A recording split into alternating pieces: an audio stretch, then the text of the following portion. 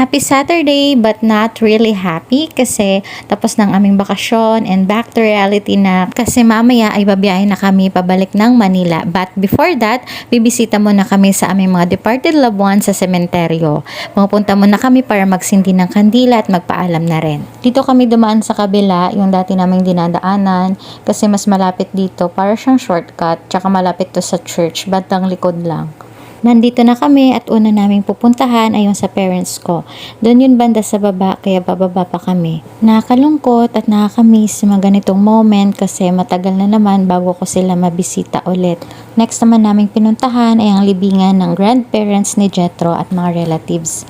Pagkatapos namin doon ay umuwi na rin kami sa bahay. Dito na kami dumaan sa kabila sa may highway, paikot ng stage. Napaka-nostalgic ng stage na yan. Yan yung stage ng Poblacion 1, Mabini, Bohol. Diyan kinaganap kapag may program yung barangay, yung tinatawag namin noon na Kalingawan sa Purok. Nag-ready na kami ng gamit at nagpaalam na rin kay Mama at kay Ninyo habang inaantay yung sasakyan namin papuntang La Union.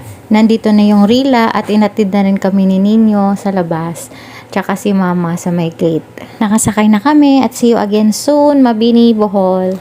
Dinouble check din muna namin yung mga bag kung may naiwan pa ba like cellphone or wallet. Parang ayaw pa sana namin umalis kasi kulang yung bakasyon. Kaso may mga obligasyon tayong dapat balikan kaya ayun sa susunod na lang ulit. Sana sa susunod na bakasyon ay medyo mahaba-haba na yung stay namin. Bali, dalawa yung sakay namin from Mabini to La Union kasi doon sa La Union yung mga van na babiyahe papuntang Tagbilaran. After few minutes ay nakarating na kami dito sa La Union, Candihay, Bohol. Dito kami maghihintay ng van na babiyahe papuntang Tagbilaran. At maya-maya pa nga ay meron ng van na dumating. Sa van na kami sumakay kasi mas mabilis ang biyahe niya compared sa bus kasi pag van is almost 2 hours lang yung biyahe. Kapag sa bus naman ay aabot ng mga 3 hours. Maganda talaga ang pwesto kapag malapit sa bintana. Tsaka ito yung makikita na magandang tanawin habang bumabiyahe. Mahahabang rice fields from Candihay to Hagna. Nadaanan namin yung sentro ng Hagna, Bohol. Maraming tao sa may plaza. Siguro may event that day. Sa bandang Garcia naman hanggang Tagbilaran is ganito na yung tanawin na makikita. Sa kabila ay dagat. Malawak ang karagatan sa Bohol kaya kilala din ito sa mga beach. Maraming beach sa amin na magaganda din tulad ng Panglao Beach, Anda Beach at marami pang iba. At karamihan sa mga beach dito sa amin ay mga white sand beach talaga. Mapuputi yung buhangin as in sobrang puti at saka sobrang linaw ng tubig. Marami ring mga magagandang tourist destinations dito sa amin. Kaya kung di ka pa nakapunta ng Bohol, idagdag mo na ito sa bucket list mo. Kung halimbawa naman may travel ka sa Cebu, malapit na rin ang Bohol sa Cebu. Kaya isang tawid na lang makakarating ka na rin ng Bohol. Nakatulog din kami saglit sa biyahe kaya nung pagising namin ay nandito na pala kami sa Tagbilaran. Dito na kami sa Dao Terminal. Dito sa Dao Terminal, nandito yung iba't ibang uri ng transportasyon na babiyahe papunta at pabalik sa mga lugar nyo dito sa Bohol. Malapit ito sa Island City Mall. So, walking distance lang from Dao Terminal papuntang Island City Mall. Dito din pupunta yung mga tao kasi ito yung pinakamalaking mall dito sa Tagbilaran City, Bohol. Pagbaba ng van ay naglakad na kami papunta doon sa mall. Dito muna kami magstay kasi yung flight namin ay medyo gabi pa. So, mamaya pa kami mga 4 or 5 babiyahe papuntang Panglao Airport. So, dito muna kami mag-lunch. Maghahanap din kami ng mga kainan. Una kami nagtungo dito sa taas kasi nag-CR din muna kami after ng long biyahe. At nakita ko yung maraming tao dito na nakadungaw kaya sumilip na rin ako kung anong meron sa baba. Meron palang event yung mga BFP para sila nag-concert.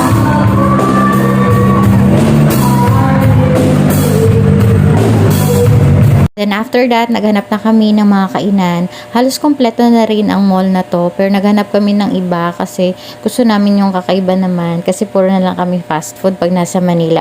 So since nandito kami sa Bohol, gusto namin naman yung kakaiba. Kaya sinabi ko kay Jethro na punta na lang kami ng Tuna Republic para maiba naman.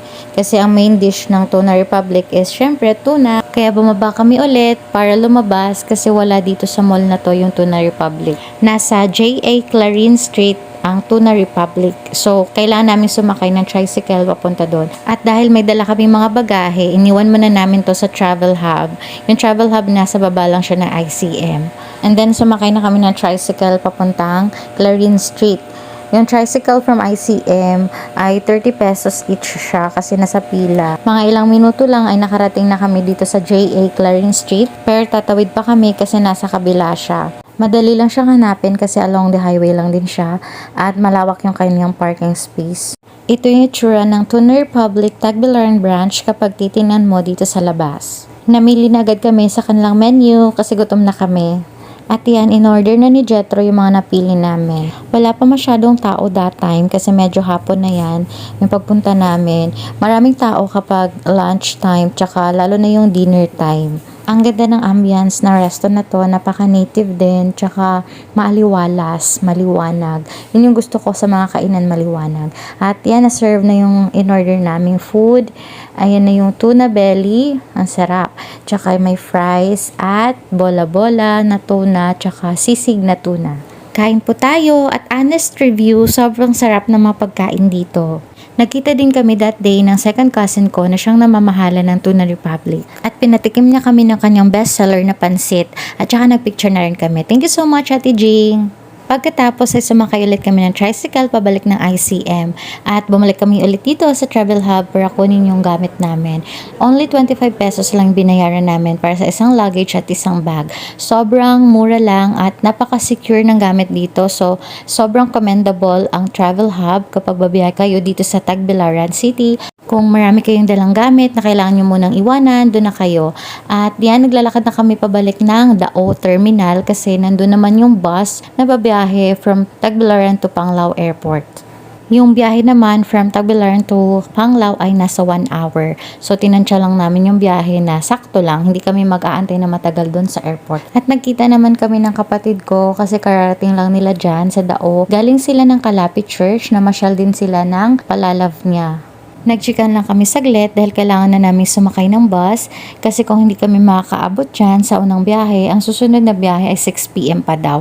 So, hindi na kami makaabot sa flight namin. Sakto lang din, kaso medyo puno na siya, kaya nung una ay nakatayo lang kami at nung mga lumuwag-luwag naman is nakaupo na rin kami. Almost 1 hour din yung biyahe. Pagdating namin ay dumiretso na kami agad. Tsaka ang haba ng pila sa loob. Ayan, ganyan siya kahaba.